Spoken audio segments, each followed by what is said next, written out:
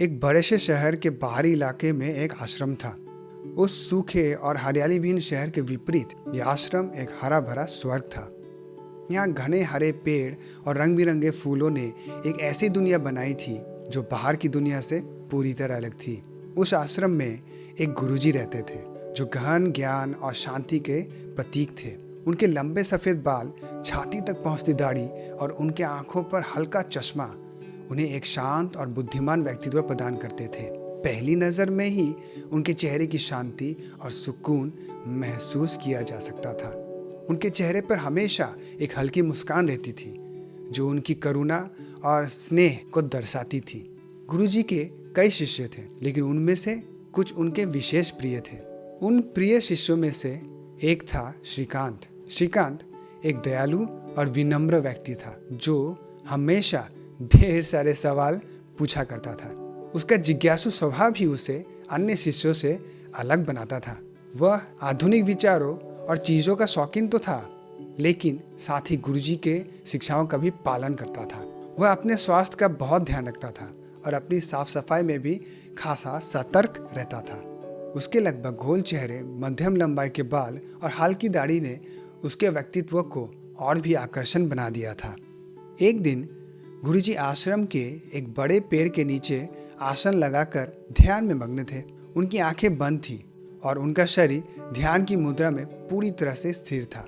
चारों ओर फूल की ताज़ी खुशबू थी और नीला आसमान बेहद शांत लग रहा था। उसी दिन श्रीकांत उनसे मिलने आए, लेकिन उस दिन उसके चेहरे पर ना तो कोई ताजगी थी और ना ही आत्मविश्वास। उनकी आंखों में उलझन साफ झलक रही थी। वो हमेशा की तरह साफ और सजीला भी नहीं दिख रहा था। उसका चेहरा भी कुछ परेशान और खोया खोया सा लग रहा था। श्रीकांत धीरे से गुरुजी के पास आया और उसके सामने नरम घास पर बैठ गया। उसने गुरुजी की आंखें खुलने का धैर्यपूर्वक इंतजार किया। गुरुजी ने उसकी उपस्थिति को महसूस किया और अपनी आंखें खोली। उन्होंने उसे मुस्कुराकर देखा। श्रीकांत ने उन्हें प्रणाम किया और नमस्ते कहा। गुरुजी ने हमेशा की तरह उसे सफलता और समृद्धि का आशीर्वाद दिया।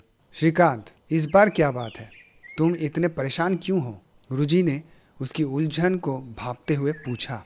गुरुजी, श्रीकांत ने हल्की झिझक और उत्सुकता भरी आवाज़ में कहा, मुझे पता है कि यह सवाल थोड़ा अजीब है, लेकिन क्या आप मुझे समझा सकते हैं कि ये शरीर क्या है और हम इससे इतने आकर्षित क्यों होते हैं? गुरुजी ने मुस्कुराते हुए शांति से जवाब दिया, बेटा, इसे बेहतर समझने के लिए एक बात जान लो। हर वो चीज़ जो समय पर निर्भर करती है, यानी जो चीज़ें ख़त्म होती हैं या मर जाती हैं, वो माया है, यानी एक भ्रम। चाहे तुम उसे कितना भी संभालो या बचाने की कोशिश करो, वो एक दिन चली ही जाएगी। हमारा शरीर भी एक माया है। एक दिन यह भी बूढ़ा होगा और अपनी सुंदरता खो देगा और अंततः नष्ट हो जाएगा।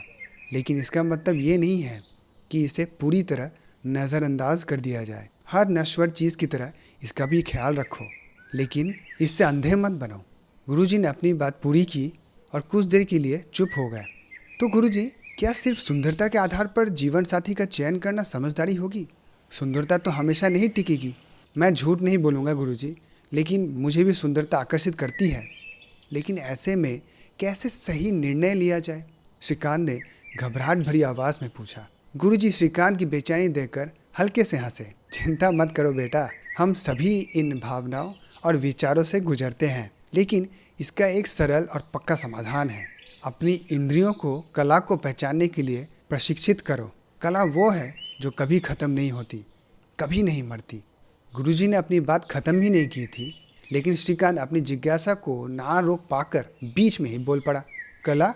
क्या आप संगीत, गायन या चित्रकारी जैसे प्रतिभाओं की बात कर रहे हैं गुरुजी? गुरुजी ने सिर हिलाते हुए कहा, कला केवल इन्हीं तक सीमित नहीं है बेटा।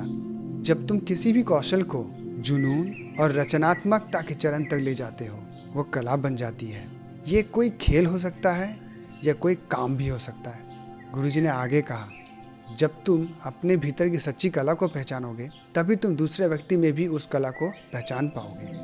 और उस कला की पहचान से जो रिश्ता बनता है वही प्रेम है।